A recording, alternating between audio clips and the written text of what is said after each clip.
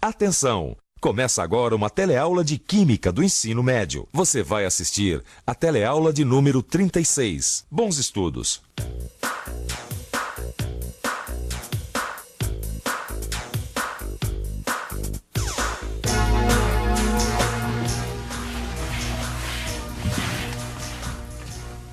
Oi! De vez em quando a gente precisa fazer uma limpezinha. E não existe um dia em que nós não utilizemos produtos de limpeza. E muitos desses produtos de limpeza contêm hidróxido de sódio. Na última teleaula, nós descobrimos como se obtém o hidróxido de sódio através da eletrólise. Na teleaula de hoje, nós vamos saber um pouco mais sobre esse assunto. Na teleaula de hoje, você vai conhecer melhor o hidróxido de sódio e vai aprender como é feita a produção do cloro e suas principais utilidades na indústria. Vai ver também que, em química, os opostos se atraem. E agora, atenção, porque a nossa teleaula está começando.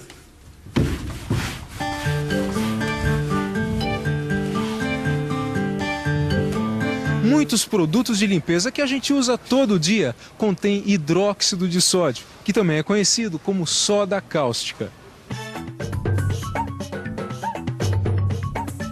Cáustica, alguma coisa que queima. Pois é exatamente esse efeito de queimar que a soda cáustica tem sobre a pele.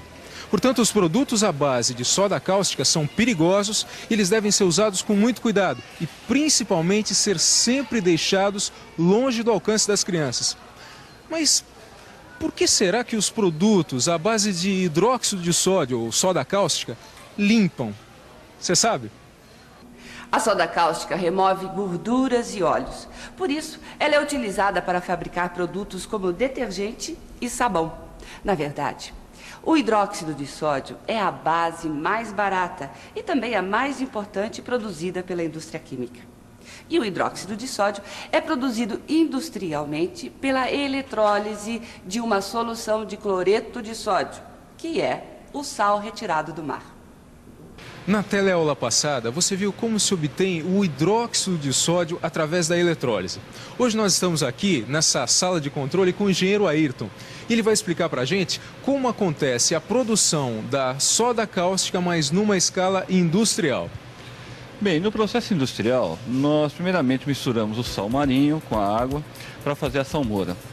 Essa salmoura, ela passa por um processo de decantação e filtração para remover as impurezas indesejadas. Após, ela vai para a célula eletrolítica, que com a passagem de corrente elétrica, a formação da soda cáustica e do gás hidrogênio no polo negativo. Essa soda cáustica, ela sai da sala desconcentrada e cheia de cloreto. Se necessário ir para uma unidade de evaporação, onde ocorre a sua concentração e a remoção desse sal. Após essa unidade, a soda cáustica está na sua concentração comercial e é embarcada em caminhões. Também podemos concentrar um pouco mais essa soda até a remoção total da água dela, para transformá-la em anidra e depois ensacá-la e também vender.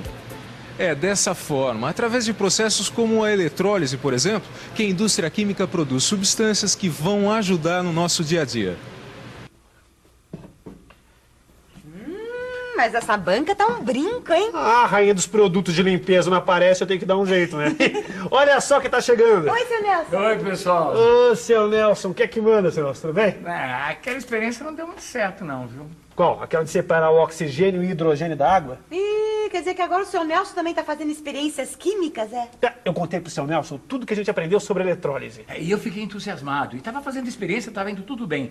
De repente eu comecei a sentir um cheiro forte, parecia cândida, água sanitária, essas coisas. Cândida? É, e o cheiro foi ficando cada vez pior. Aí eu desliguei o aparelho.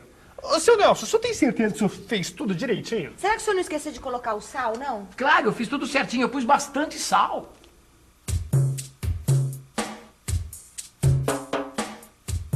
Eu coloquei bastante sal. No começo saía muito gás. Eu até estranhei, porque você não me disse que saía tanto assim.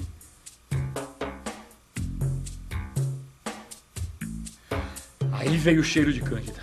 Nossa, que sufoco.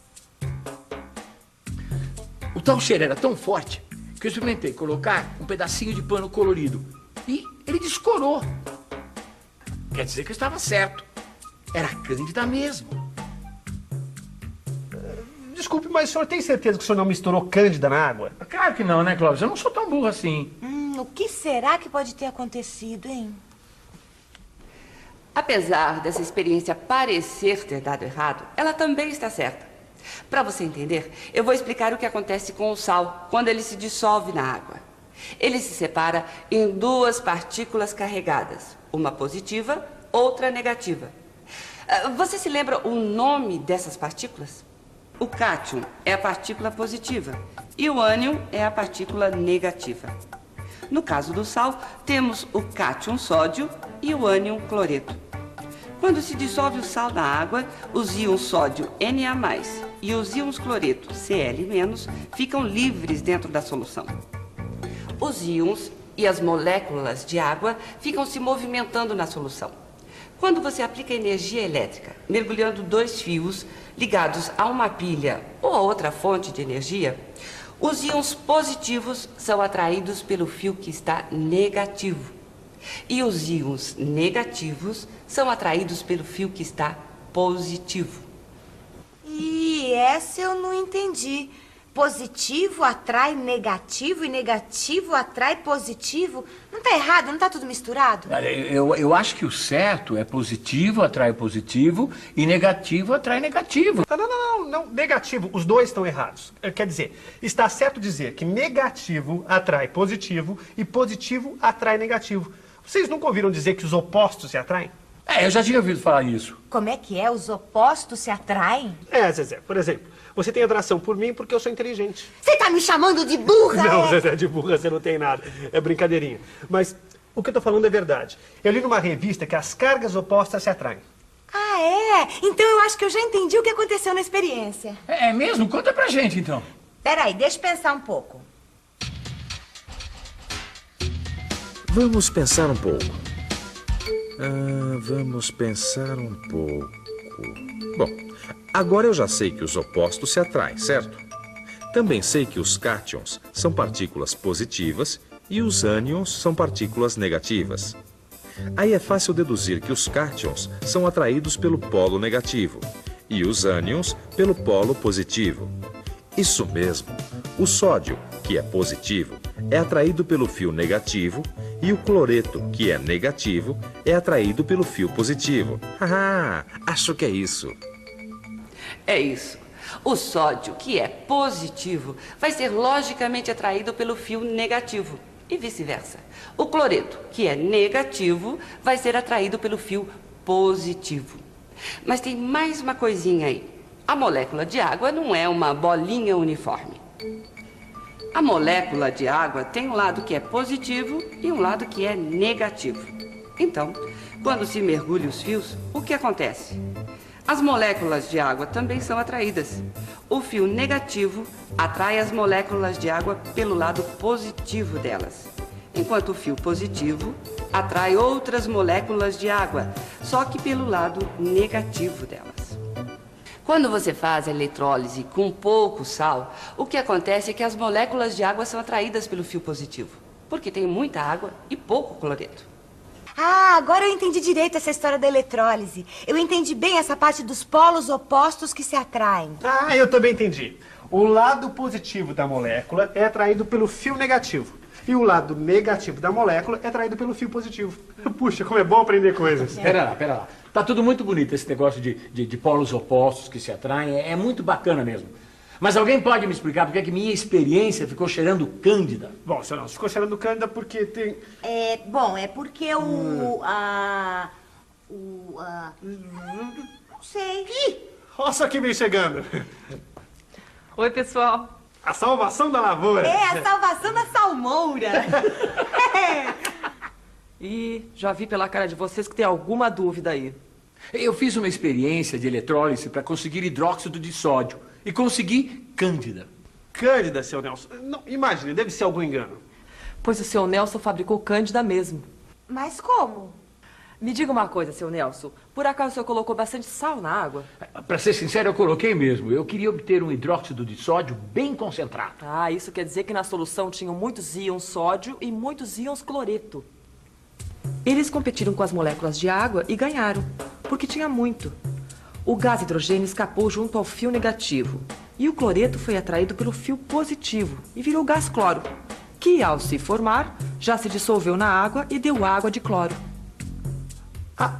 Água de cloro. Era isso que estava dando cheiro de cândida na experiência do seu Nelson. Claro, a água de cloro também é conhecida como água de lavadeira. Aí, hein, seu Nelson, sem querer o senhor fabricou cloro. É claro que essa experiência precisa ser aperfeiçoada, mas basicamente está correta. Eu só não entendi uma coisa. Cloreto de sódio. Quer dizer, o sódio, aliás, os íons de sódio. Se tem bastante sal, tem bastante íons de sódio. E os íons de sódio não vão ser atraídos pelo fio negativo? Ah, gostei de ver, Clóvis. Claro, eles são atraídos pelo fio negativo, mas não acontece nada com eles, porque esses íons são muito estáveis. Se tiver água junto, é a molécula de água que continua reagindo.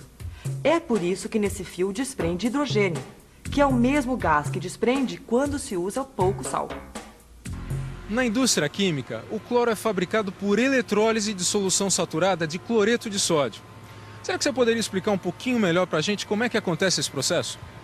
Bem, na mesma célula eletrolítica que produziu soda cáustica, nós produzimos no polo positivo o clorogás. Esse cloro, ao sair da sala de células, ele tem que ser seco, tá? Primeiro por resfriamento e depois por absorção da água em ácido sulfúrico. O cloro seco, que já não é mais corrosivo, ele é comprimido e posteriormente ele é feito por condensação. O cloro líquido, então, é embarcado em caminhões ou engarrafado em cilindros. O cloro puro é importante na fabricação de muitos produtos na nossa vida diária. Ele é utilizado no branqueamento de papel, na fabricação de isopor e ainda tem uma função muito importante na nossa saúde, porque ele é usado na fabricação de remédios e, acima de tudo, no tratamento de água. Puxa vida, eu acho que eu vou tentar fazer a experiência de novo hoje à noite. Vou tentar fabricar mais cloro. Tchau pra vocês. Tchau, seu Nelson. Nelson. Não, incrível. A cada dia estou mais por dentro da indústria química. O que ela faz, como ela trabalha, os processos que ela utiliza. E tem uma coisa muito importante na indústria química, Clóvis, que é o elemento humano. Pois as coisas não acontecem por acaso. Em cada estágio do processo, há trabalhadores que estão atentos 24 horas por dia para que tudo corra de acordo com o planejado. Porque um acidente numa indústria química pode envolver muitas pessoas, não é mesmo? Bom, já tô indo, gente. Obrigada. Tchau, Helena. Tchau. Obrigada pelas dicas, viu? Bem, Tchau. depois de tantas dicas e tantas informações, nada melhor do que uma revisão. E aí, Clóvis? E atenção, se liga aí, que é hora da revisão. Na teleaula de hoje, você viu que o hidróxido de sódio é a base mais barata e também a mais importante fabricada pela indústria química. E serve para fabricar muitos produtos de limpeza que você usa diariamente. Viu também que a concentração da solução influi nos produtos que se obtém na eletrólise. Aprendeu que numa solução de sal em água temos íons positivos e íons negativos. E conheceu como é a produção do cloro, sua importância na indústria química e suas principais utilidades. Bem, hoje você viu que os opostos se atraem. É isso em química, porque com gente os afins também se atraem. Por exemplo, todo mundo que gosta de química acaba se encontrando aqui nessa banca, né? Existe uma outra afinidade que é muito importante. A afinidade que existe entre você e o seu livro de química. Bom, não deixe esfriar o que você viu nesta teleaula de hoje e abra logo o seu livro.